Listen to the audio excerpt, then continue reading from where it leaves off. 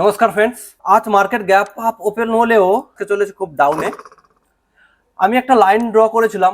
আমার যারা ভিডিও দেখেছেন তারা ভালোভাবে জানেন এই লাইনটার কথা আমি বলেছিলাম। এই লাইনের নিচে যারা পুট বাই করেছে তারা কিন্তু আজকে একটা প্রচুর পরিমাণে লাভবান হয়েছে। আমিও এখানে পুট বাই করি। কোন বরাবর করি? এই বরাবরটা করি, কারণ মার্কেট যখন ডাউনে আসার পর একটা ব্রেক দেয় এই ক্যান্ডেলে, দেওয়ার পর একটা রিট্রেসমেন্ট নেয়, তারপরে এই ক্যান্ডেলটাতে আমি এন্ট্রি তৈরি করি এবং সেই এন্ট্রিটা আমার এতটা পর্যন্ত এসছে। আমি 22,615-তে আমি এখানে পুট বাই করেছিলাম এবং সেল করেছি 22,475। এই পর্যন্ততে আমি হোল্ড করেছিলাম। তারপরে কিছুটা নিচে নামলেও আমি কিন্তু এখানে আর কিছু কাজ করিনি, কারণ আমার যে পর্যন্ত টার্গেট থাকে ফিল আপ হয়ে গেলে আমি তারপরে আর কিছু করি না, কারণ মার্কেটে লোভটাই হচ্ছে সব থেকে লসের কারণ। যাই হোক, এ ছিল আজকের দিনে মার্কেট। এবার আমাদের পরবর্তী দিনে মার্কেট কি থাকবে সেটার উপরে যাচাই করা ব্যাপার।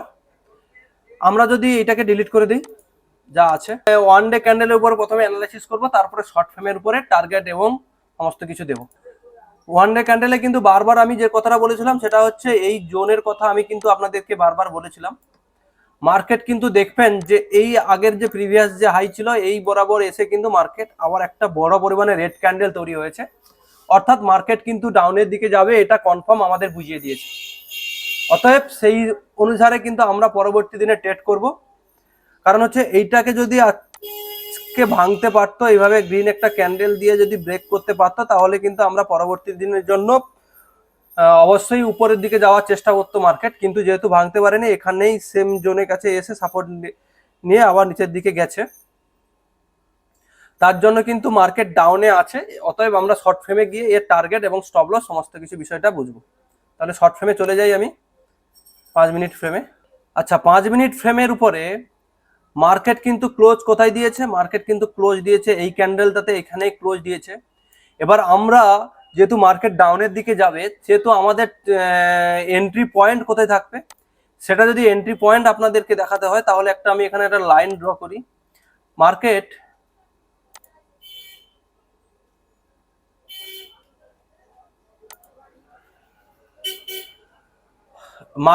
যদি 22,444 অর্থাৎ এইটাকে ব্রেক করতে পারে, এরকম একটা ক্যান্ডেল দিয়ে, এরকম একটা গ্রিন রেড ক্যান্ডেল দিয়ে যদি মার্কেট যদি ব্রেক করতে পারে, অর্থাৎ এই যে এইখান থেকে বরাবর আসে যদি ব্রেক করে, তাহলে কিন্তু আমরা পুট বাই করব।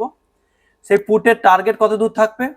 আমরা যেটা ফার্স্ট টার্গেট নেব সেটা হচ্ছে এটা 22,362 এবং সেকেন্ড টার্গেট থাকবে 22,276। এটা হচ্ছে সেকেন্ড টার্গেট, 22,276টা হচ্ছে সেকেন্ড টার্গেট এবং 22,362টা হচ্ছে আমাদের first target. By chance market যদি আপের দিকে যাওয়া র্যালি কাজ শুরু করে, তাহলে আমরা কি করব? মার্কেট যতক্ষণ না এই হাইটাকে ব্রেক করছে, অর্থাৎ 22,510-এর উপরে যতক্ষণ না যাচ্ছে, ততক্ষণ পর্যন্ত কিন্তু আমরা হোল্ড করে থাকবো। যদি মার্কেট বাই চান্স এখান থেকে আসে, এইভাবে ঘোরাফেরা করে, যদি এইভাবে ব্রেক করতে পারে, তাহলে কিন্তু আমরা অবশ্যই কলে যাব, না হলে কিন্তু আমরা পুটেই থাকবো। আমরা যদি মার্কেট 22,504 যদি ব্রেক করে, তাহলে কিন্তু আমরা কল নেব। সে কলের ফার্স্ট টার্গেট থাকবে কত? সেই কলের ফার্স্ট টার্গেট থাকবে 22,578 এবং সেকেন্ড টার্গেট থাকবে 22,637। এটা কিন্তু আমরা দিলাম কলের টার্গেট। কখন এই টার্গেটটা ফিল আপ করবো? যতক্ষণ পর্যন্ত না 22,504-কে এইভাবে গ্রিন ক্যান্ডেল দিয়ে আমাদের ব্রেক দিচ্ছে, ততক্ষণ পর্যন্ত কিন্তু আমরা হোল্ড করব। কারণ এই জোনটার ভিতরে আমরা কোনো ট্রেড করব না। এই জোনটা হচ্ছে ট্যাপিং জোন। এই জোনের ভিতরে যারা ট্রেড করতে যাবে তারাই কিন্তু অলরেডি ফাঁসবে।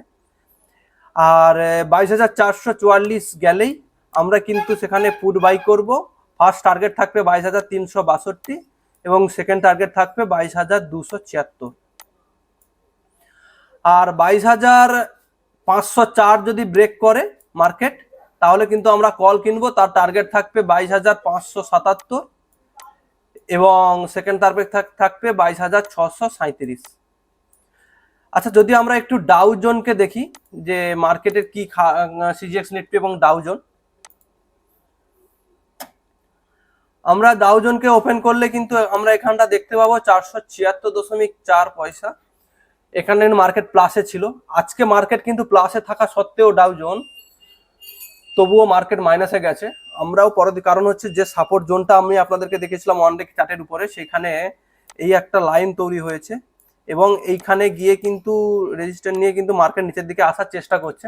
অতএব ডাউ জোন প্লাসে থাকলেও কিন্তু আমাদের মাইনাসের দিকে সম্ভাবনা বেশি থাকবে। যে এটা বললাম আপনাদেরকে যে লাইনটা আমি ড্র করে দেখালাম, ওটা যদি ব্রেক করে তাহলে কিন্তু আমরা পজিটিভে যাব, না হলে কিন্তু মাইনাসে যাব। আর সিজিএক্স নিফটি দেখলেও 68 টাকা পজিটিভে আছে। তবুও আমি বলবো মার্কেট কিন্তু ডাউনে যাবে, কারণ হচ্ছে মার্কেটের সিনারিও যেটা বলছে যে এই যে জোনটা ছিল, এই হাই জোন, এই হাই জোন কিন্তু এর প্রিভিয়াস হাই জোনের কাছে গিয়ে মার্কেট নিচে নেমেছে, আজও সেইখানে গিয়ে মার্কেট নিচে নেমেছে। একটা ভালো আমরা কিন্তু ডাউন র্যালি দেখতে পেয়েছি। অতএব আমরা কিন্তু অবশ্যই নিচের দিকে নিচের দিকেই যাবে মার্কেট। 22,444 ব্রেক করা মানে আমরা কত স্ট্রাইক প্রাইস কিনবো? আমরা সেখানে কিনবো 22,500 পি কিনবো, 22,500 পি কিনবো। মার্কেট নিচের দিকে যখনই আমরা এটা ব্রেক করবে 22,444 যখন ব্রেক করবে, আমরা 22,500 পুট কিনবো। যদি বাই চান্স মার্কেট যদি এইটা যদি ব্রেক করে 22,500, তাহলে কিন্তু আমরা কিনবো 22,400 সি, 22,400 সি কিনবো। তার টার্গেট থাকবে 22,577 এবং 22,637। এই ছিল আজকে মার্কেট প্রেডিকশন।